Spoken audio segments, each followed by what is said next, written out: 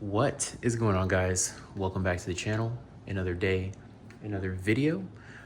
Different angle today. I'm actually charging my phone and I had to set my tripod up in a different way. But yeah, I kind of like this angle.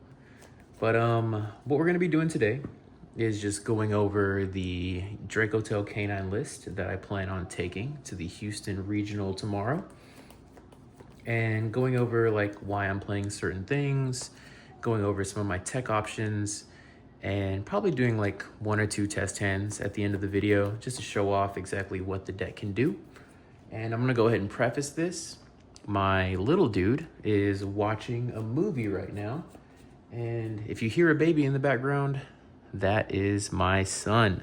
So let's just go ahead and run through the list real quick. It's a little different than the list that I posted a few days ago.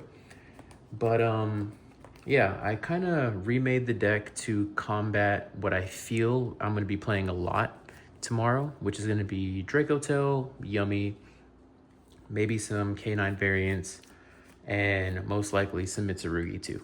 But let's run through it real quick. So it's going to be triple Lucius, triple Phimena, 1 Frixel, triple Malulu, double Pan, 1 Urgula, and we're doing triple Rahu, triple Ketu, 1 Flame, 1 Horn.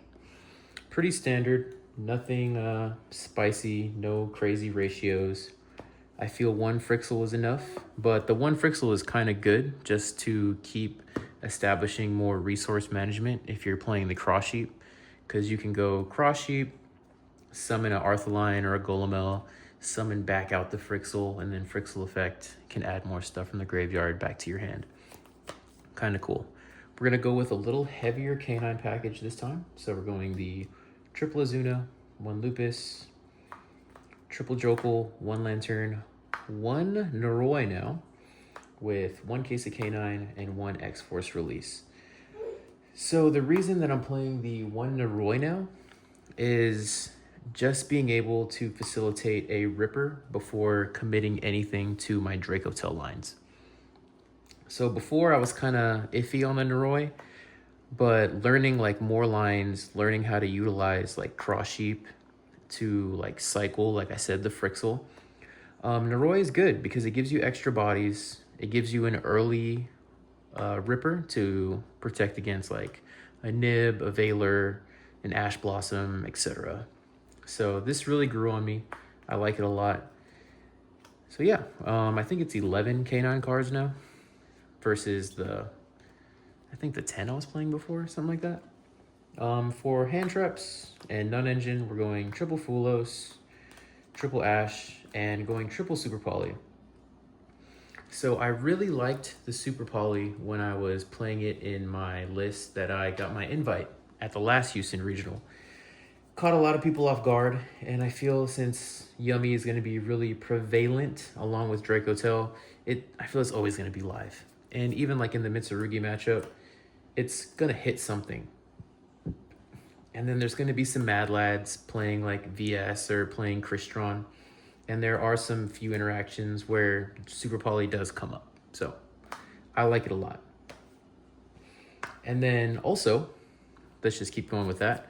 Having Frixel allows you to discard stuff and then add it back. So you'll always have some type of resource management or loop of resources. So it's all good. That was my son, if you heard that. All right, so extra deck. We're going with triple Arthalion, 1 Golomel, 1 Secretarion, 1 Mysterion, and then for Super Poly targets, we're going Mud Dragon, Gorora, Philia Regis.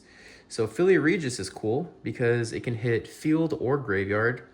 And if you read it, you can target 1 card your opponent controls on their field or in their graveyard and banish it. So if you're playing against like Mitsurugi, you can like make this with your like Arthalion, and if you have like a Pan in hand, you can make this and then banish like a Ritual, or you can banish stuff like in a branded matchup, like with Super Poly. So it's always gonna come up, I feel. And then there are some people that are playing like the level 8, like Chaos Dragons, like the Evaporated Dragon or whatever it's called. But yeah, I feel like this is gonna come up a lot, and the ability to recur itself is always good, having more bodies.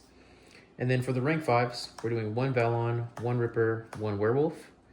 And then for the Lynx, 1 Spirit, 1 Heretic, and 1 Cross Sheep. I still really like the Heretic Seals line. Being able to non-target bounce something along with summoning out a Malulu from deck to give you more extension is really good. So yeah, I like that a lot. And also, like, always make sure Arthalion, since we're only playing 1 Golomel, to Arthalion bounce the Golomel back if you feel like you're gonna need it later. So you have to maintain that resource management. So make sure, don't forget. Alrighty, and then for the side deck, we're going with the triple Prulia, triple DD Crow, triple Jolanlock. So these are the monsters that I'm citing.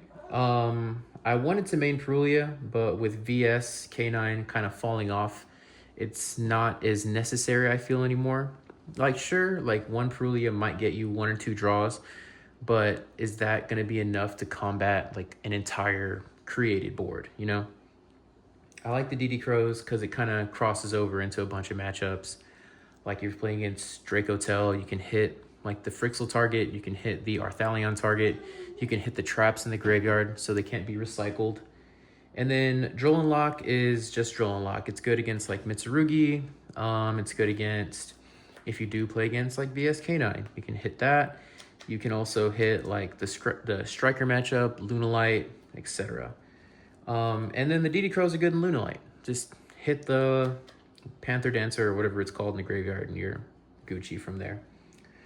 Now we're going with the Triple Tack, called by Triple Tactics Talent, and then D-Barrier, and then the 2 spicy cards that I'm playing is going to be Spell Card Soul Exchange.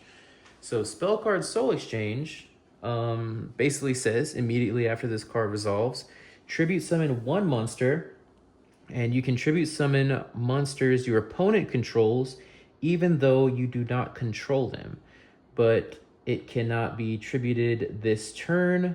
If this card is sent to the graveyard from the field, your opponent can tribute your stuff. So the main reason we're playing Spell Card Soul Exchange is this is a great out to double Liger Dancer or a single Liger Dancer. And it's also good into like the Yummy matchup. So what you do is, if you're going second, you can DD Crow the, what's it called? The Black Sheep, the card that negates a spell or trap or whatever. Get rid of that. You can either DD Crow it, or at the end of the opponent's turn, at the end of their main phase, you can go ahead and make an Arthalion bounce the Black Sheep back to their hand, so it's not in the graveyard. And then you can just start your turn with just a Spell Card Soul Exchange. And we have a bunch of targets. Since we're actually playing K9, we have a bunch of single tributes. And we're also playing 2 Pan. So Pan is a level 7. You can double tribute. So you can tribute over 2 Liger Dancers. And then in the Yummy matchup, depending on their board, if they don't negate this with the Herald, then again, you can just tribute over whatever they make and prevent them from even going off. So really, really cool card. I feel like it's really underrated. Yeah, really good. This is the deck. I'm pretty committed to this, and I really don't feel like thinking anymore or overthinking. I feel like that's what I've been doing for the last like few days, trying to come up with a good list that I feel that gels with me and that I can like connect with, and it fits my playstyle. So it's 41 cards. And yeah, so now we're gonna go ahead and do like 1 or 2 test hands with the deck. And let's just go ahead and shuffle this all up. And then, you know, see what we can do. Shuffle, shuffle, shuffle. Hopefully everything's not clumped up together. And I always have someone ask or comment. I use inner sleeves. I use Ultra Pro side loaded perfect fit sleeves, And then I use Katana regular sleeves. And then at certain events, I will use broccoli oversleeves, just in case, like I think that I have a bunch of hard handling people messing up my cards. Don't want that to happen. But we're shuffled up, and let's go ahead and see our starting five. Fua, Pen, Flame, Lucius, and Urgula. So, pretty solid hand, as long as our opponent doesn't have any interruption. But again, we're playing solitaire right now. So we're just trying to show off exactly what the deck can do. So we're gonna go ahead and summon Lucius. Lucius effect. We're gonna add ourselves a Femina. And then we're going to Femina effect. And we're going to get rid of the Urgula and the Fua to make ourselves an Arthalion. And then Arthalion effect, we're going to target the Femina and the Urgula. And then we're gonna go Urgula effect. And we're gonna go ahead and add ourselves a Rahu. Shuffle this up. And then we're gonna add these two back to our hand. Rahu is here. Now we're gonna go ahead and link the Lucius away into a Spirit, and then link the Spirit and the Arthalion into the Hieratic Seals. And then from here, we're gonna go ahead and activate the Rahu, and we're going to send the, what can we send? Because we wanna maintain advantage. So I'm gonna go ahead and send, we will send Urgula. We'll send Urgula, and we will send a Frixel.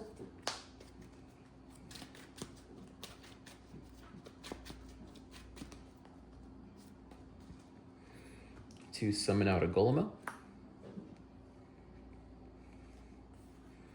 And then we will go ahead and activate the Frixel effect to set. So we'll go ahead and set ourselves the Horn.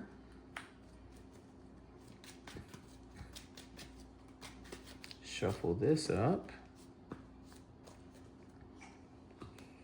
And then we will set ourselves a Flame.